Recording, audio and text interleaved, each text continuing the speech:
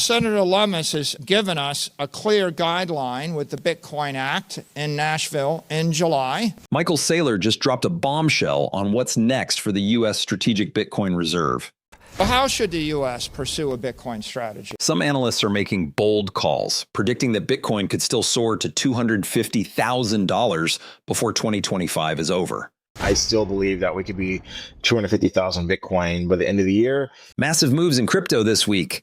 GameStop is going full Michael Saylor mode, announcing a $1.3 billion Bitcoin purchase for its corporate treasury.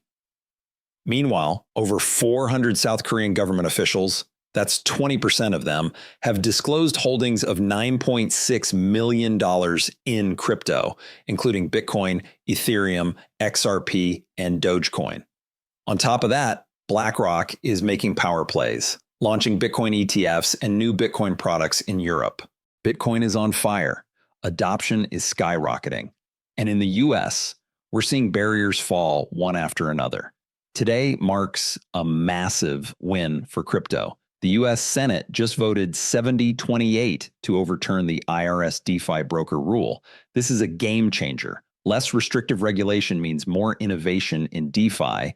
And now all that's left is for Trump to sign it into law. If that happens, it's a huge step forward. So what's next?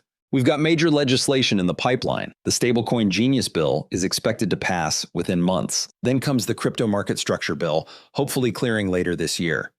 And the real game changer, Cynthia Lummis's Bitcoin bill, which could trigger a nationwide Bitcoin buying spree. Michael Saylor has laid out a full strategy on how the U.S. should handle this. Several scenarios, all pointing to one thing. This is happening. But how should the U.S. pursue a Bitcoin strategy? Well, Senator Lummis has given us a clear guideline with the Bitcoin Act in Nashville in July. And what the Bitcoin Act said, it said, let's acquire 1 million Bitcoin over a 5-year period in a programmatic, disciplined fashion, transparent to all. And so let's consider the consequences of this strategy. Well, first of all, last week, the president signed the Strategic Bitcoin Reserve Act or order. If we hold that 200,000 Bitcoin for the next 20 years, even though you see a flat line on the screen, the flat line is worth $3 trillion. So that's the value of doing nothing. Sometimes people think that you have to do something to make money. Sometimes the absence of doing awful and stupid things is making money. Doing stuff is highly overrated if the stuff is trading or selling your Bitcoin. The Lummis bill would acquire a million Bitcoin or 1.2 million Bitcoin. If you look at the consequences of that over the time frame, it's worth $16 trillion to the nation. In this case, there's a bit of reflexivity. If the United States starts to more aggressively stockpile Bitcoin, it's going to accelerate the growth of the network. It's going to accelerate capital flowing in the network. It's going to increase and expand the overall digital capital network. If we move to a triple max strategy, you'll end up with 4 million Bitcoin. That's worth $73 trillion to America. And of course, President Trump has laid out a guideline. We should be the superpower. If you want a superpower strategy, here's a superpower strategy. Acquire Bitcoin consistently. By the way, over what time frame? Consistently daily between now and the 0.99. 0.99 is January of the year 2035, the point at which 99% of the Bitcoin supply has been mined. The asset becomes effectively capped for all practical purposes, because the last 1% comes out over 100 years. 0.99 between now and then you've got 10 years for the digital gold rush. You should get your Bitcoin before there's no more Bitcoin for you. And you can see here, in this strategy, we acquire it consistently, and then we use surpluses from the U.S. government to continue to save in Bitcoin. It's worth $106 trillion to the United States. And so what does that look like? Well, the Lummis plan, which is grand, is modest in some ways, and a modest strategic Bitcoin reserve plan neutralizes the national debt. Sometimes doing modest things are actually brilliant, as long as you do the thing. It's like the people that bought just a little bit of Bitcoin in 2012. It was a modest investment. It made them billionaires. A modest thing 20 years in advance is a brilliant thing. If you're more aggressive, the triple max plan negates the national debt. The superpower plan creates a global superpower. Michael Saylor is relentless on this topic.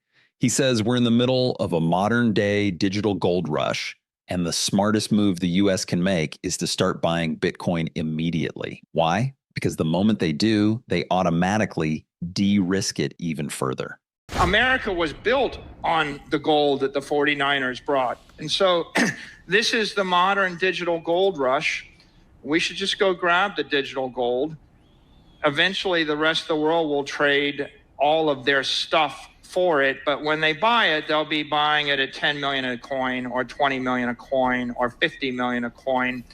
And we will basically take our debt and we'll negate it, and then we'll flip to being a creditor nation.